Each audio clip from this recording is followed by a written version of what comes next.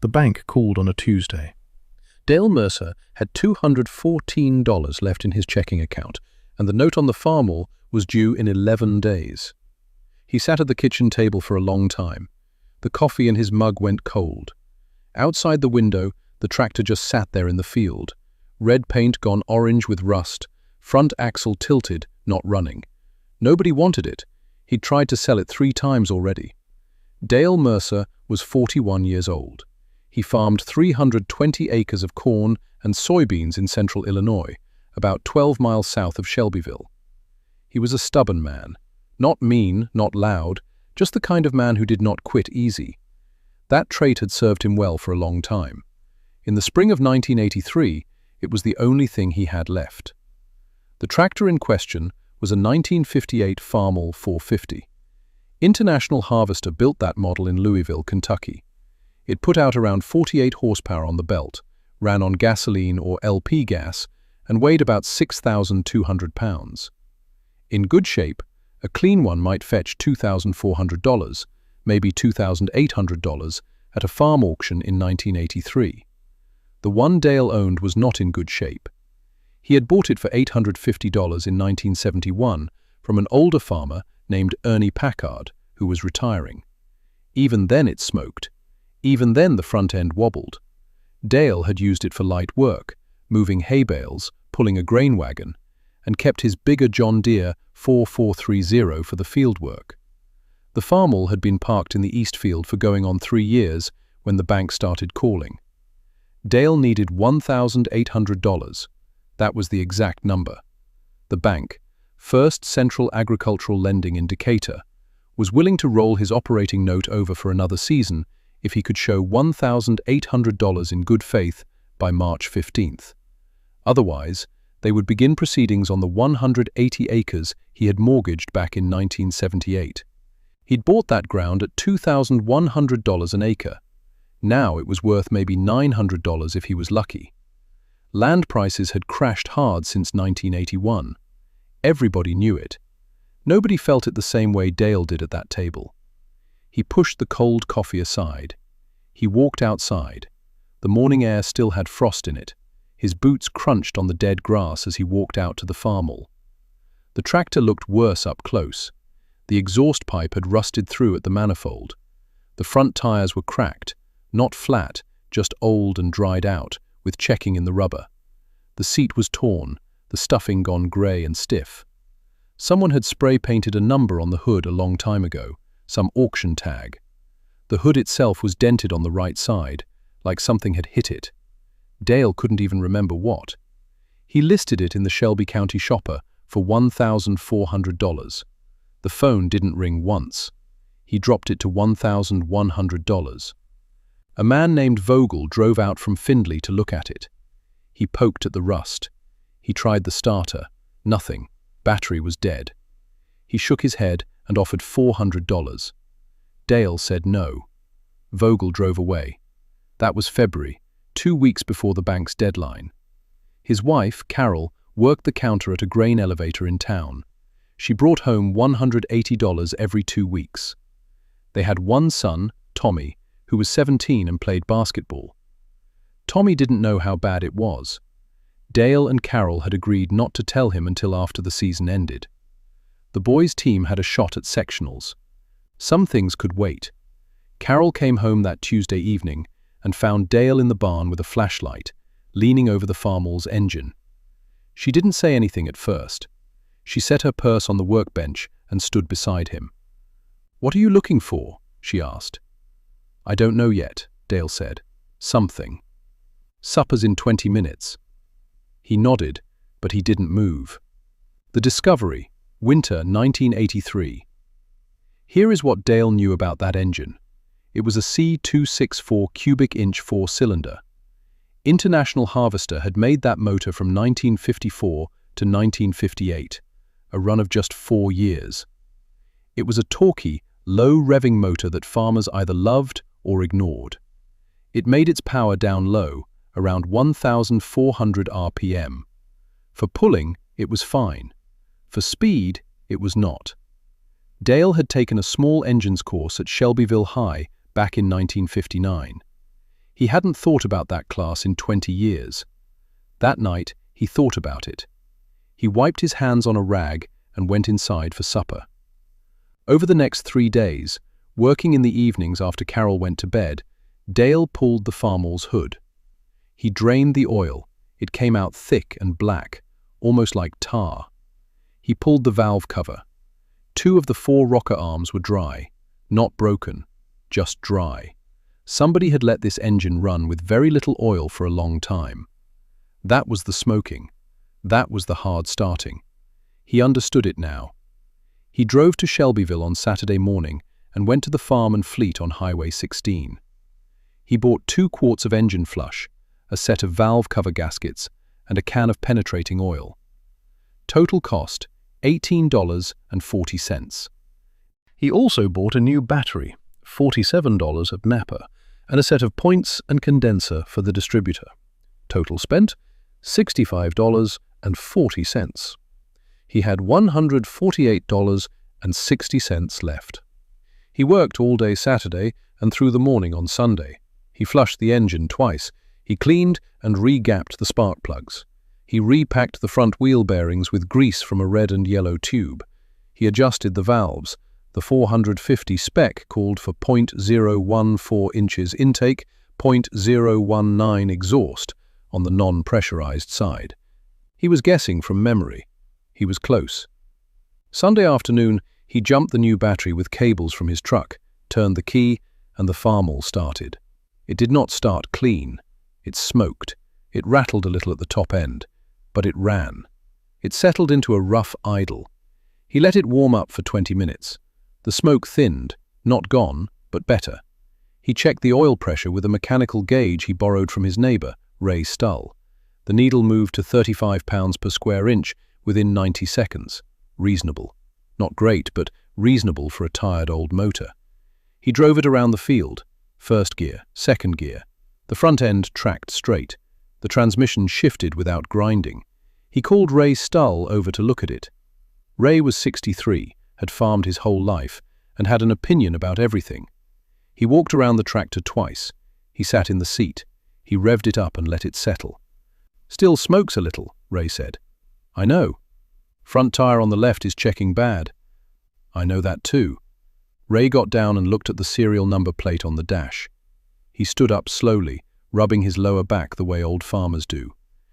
"You know what you got here, Dale?" "A 450 that won't sell." "You got a high-compression 450, Ray said. "See that? The HC tag on the serial plate? International only made about 12,000 of those. The regular 450 put out 44 horsepower. The HC version put out 48. Came standard with a different carburetor, a Marvel Schebler TSX 769 instead of the regular TSX 765. The compression ratio was 7.5 to 1 on the standard. The HC ran 8.0 to 1. Dale looked at the plate. He hadn't noticed that before. "Does that matter?" Dale asked. "Might," Ray said. "Depends on who's looking." The sale, March 1983. That changed things. Not right away, but it changed things. Dale relisted the tractor. This time the ad read, 1958 Farmall 450 high compression, HC serial. New battery, adjusted valves, fresh oil. Runs and drives. Front tires need replacement. Asking $1,350 firm. He ran that ad in the shopper and also drove to Decatur and paid $4.50 to run it in the Macon County Farm Bureau newsletter. The phone rang 5 days before the bank's deadline. The man's name was Harold Voss. He was calling from Tuscola, about 40 miles south. He spoke in a flat, careful voice. He asked about the serial number. He asked about the carburetor. He asked if the manifold was cracked or just the exhaust pipe. Dale answered every question straight. Harold Voss drove up 2 days later. He was a small man, somewhere around 50, wearing a green jacket with an IH patch on the shoulder. He didn't poke at the rust. He didn't shake his head. He went straight to the serial plate and read it for 30 seconds. Then he walked around the tractor one time. He sat in the seat and started the engine himself. He listened for about 3 minutes. Then he got down and said, "I'll give you $1,200. Dale had been hoping for $1,350. He needed $1,800 total, but $1,200 meant he could add it to the $148 he had left, come up with $1,348, and have $452 short of the bank's number. That was still a problem, but it was a smaller problem than yesterday's problem. "I need $1,300, Dale said. $1,300 if you replace that left front tire before I pick it up." Dale agreed. The tire cost $64 at a used equipment dealer in Windsor. He had to drive 40 minutes each way to get it. When he was done, he had $1,372, still $428 short. He called his brother-in-law, a man named Gene Kowalski, who ran a feed store in Parna. Gene lent him $400 with no paperwork and no interest, on a handshake. Dale told him he'd pay it back by fall if the beans came in decent. On March 13th, 2 days before the deadline, Dale Mercer walked into First Central Agricultural Lending in Decatur and laid $1,772 in cash on the loan officer's desk. The loan officer, a younger man named Bryce Harmon, who wore a tie every day, counted it twice and gave Dale a receipt. The note was extended for another season. Dale drove home on Route 16 with the windows down despite the cold. He stopped at a Casey's General Store and bought a Pepsi from the machine outside. He stood by his truck and drank it in the parking lot. The corn stubble in the fields on either side of the road was still frozen. The sky was the color of old dishwater. It was not a beautiful day, but he still had his farm. The Long Grind, 1983 to 1986. That was the spring of 1983. What followed was not a clean recovery. It never is. The 1983 crop year was rough for nearly every corn farmer in central Illinois. The Federal Payment in Kind program, PIK, paid farmers in surplus grain to keep acres out of production. Dale signed up for it, idling 96 acres. He received about 14,000 bushels of corn in PIK certificates, but corn prices that fall were running $2.68 a bushel at the elevator. The math worked, but barely. His operating note for 1983 came in at $41,000. Input costs, seed, herbicide, fertilizer, fuel, had stayed stubbornly high even as commodity prices fell. Everything cost money at the worst possible time. Carol picked up a second shift at the elevator 3 days a week that summer. She didn't complain. She didn't bring it up at supper. She just did it. Dale noticed. He said thank you once. She said, "That's what we do." That was enough. Tommy graduated high school in June of 1984. He got a partial scholarship to play basketball at Lakeland Community College in Indiana. Dale and Carol drove him up in late August with a truck bed full of boxes. On the way home, neither of them said much. The farm felt quieter after that, which made the problems louder. 3 years later, summer 1986. The interest rate on Dale's land mortgage had been set back in 1978 at 12.5%. That seemed high in 1978. By 1986, with land values still soft and prices still low, it was crushing. He was paying $18,400 a year just in interest on the 180 acres he'd mortgaged. He had, over the years, paid down almost nothing on the principal. He'd been farming to cover his debt, not to build anything. He sat down with an extension agent from the University of Illinois, a man named Bob Trent, who came out to the farm in July. They spread papers across the kitchen table. Carol sat in the corner with a notepad. "You're cash flow negative by about $8,200 a year," Trent said. "I know," Dale said. "You've got 3 options. Restructure the debt, sell the 180, or diversify income." Carol wrote all 3 down. "Can't sell the 180. That's the best ground I've got." "Then it's restructure or diversify," Trent said. "Or both." Inside Trent's folder was a sheet about a state program for farmers transitioning into direct market grain and specialty crops. One program offered low-interest bridge loans for farmers with a viable alternative income plan. The interest rate was 5.25%. Dale's current rate was 12.5%. He spent a week writing the application. Carol proofread it 3 times. They were denied the first time.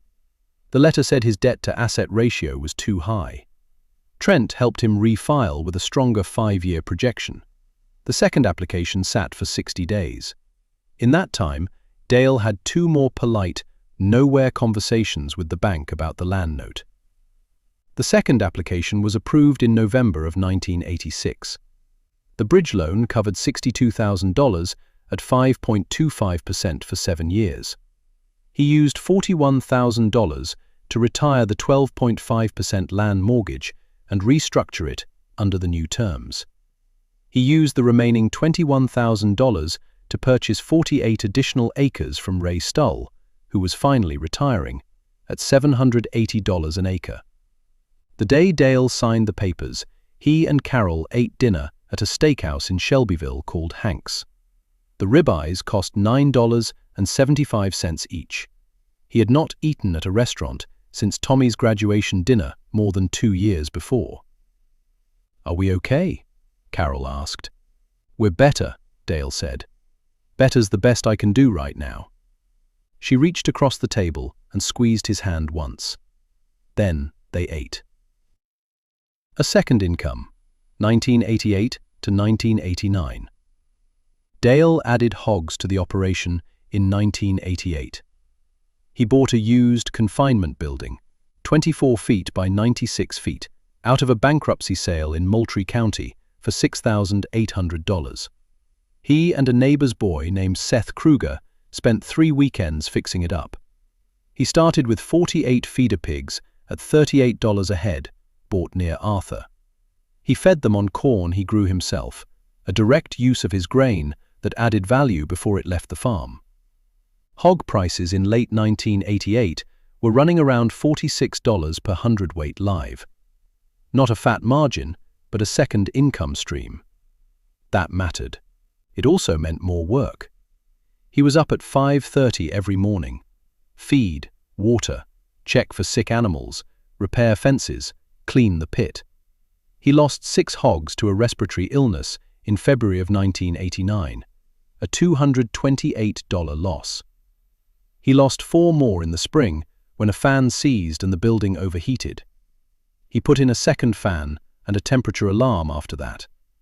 But by the end of 1989, the hog operation had cleared just over $14,000 after feed and medication costs. Combined with crop income, he was cash flow positive for the first time since 1980, by $3,100. He didn't celebrate. He used the money to replace the worn plowshares on his field cultivator and put $800 into a savings account he hadn't touched in 4 years. A new development. Summer 1991. Tommy was 24 by then, out of college, working for an agricultural lender in Indianapolis. He called home on Sundays. He was doing well, $31,000 a year in his first real job. Dale was proud in that quiet farmer way without many words attached to it. In the summer of 1991, a neighbor named Gary Detweiler approached Dale about leasing the 48 acres he'd bought from Ray Stull. Gary was expanding. He offered $115 per acre per year. Dale thought about it for 2 weeks. Then he said yes. That $5,520 a year was the cleanest money he'd ever made. He didn't have to plant it, spray it, or harvest it. He just had to own the dirt. That was the first time Dale truly understood what Ray Stull had always said. The best investment a man can make is land he can afford to hold. He had bought those 48 acres at $780 an acre. By 1991, similar ground in Shelby County was moving at around $1,100 an acre. On paper, those 48 acres were worth $52,800. He had paid $37,440 for them 5 years before. Small numbers, but Dale Mercer was not a big numbers man. He was a staying power man. The hardest year, 1993. Carol was diagnosed in January of 1993. The word the doctor used was aggressive. The treatment was a series of surgeries at St. Mary's Hospital in Decatur, followed by 6 months of chemotherapy. She lost her hair in March. She lost 17 pounds by May. She still went into the elevator 4 days a week when she was well enough, sitting on a stool behind the counter when she couldn't stand. Dale hired a part-time hand, a retired farmer named Albert Greer, to help through planting season. Albert was 67 and worked for $7.50 an hour without complaint. He came in at 6 every morning and left at 2, and he never asked questions about what was happening in the house. Dale drove Carol to her appointments in Decatur, 43 miles each way. By the end of summer, they had driven 2,150 miles to and from that hospital. He did not calculate it against the operating budget. Some things were not line items. She came through it. By December of 1993, the oncologist told her the scans were clear. She sat in that office and nodded twice, very precisely, the way she always nodded when something was important. On the drive home, about an hour south of Decatur, she said, "I want to take a trip." "Where?" Dale asked. "Somewhere with the ocean. I've never seen the ocean."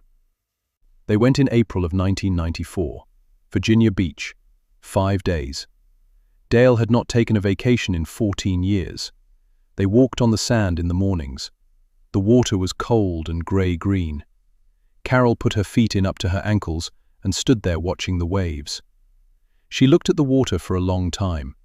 She looked like herself again. 14 years on, 1997. The last chapter of this story begins in 1997. Dale was 55. Carol was back to full health.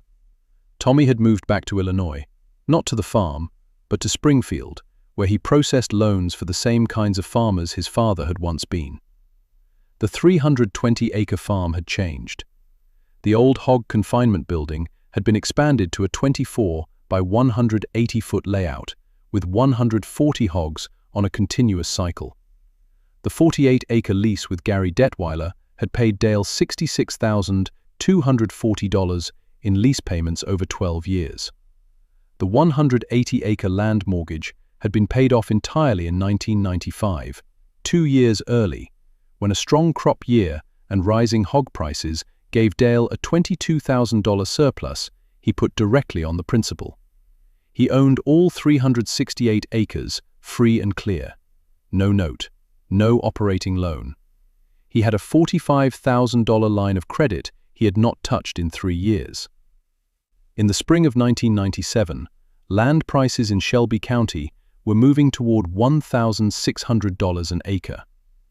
Dale's 368 acres were worth around $588,000. He had owed $200,000 on that land 15 years before. He had not been lucky. Prices had not been especially kind. He had stayed when leaving would have been easier.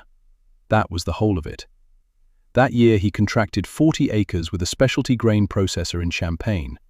Food-grade identity-preserved corn at $4.80 a bushel instead of the $2.50 commodity price.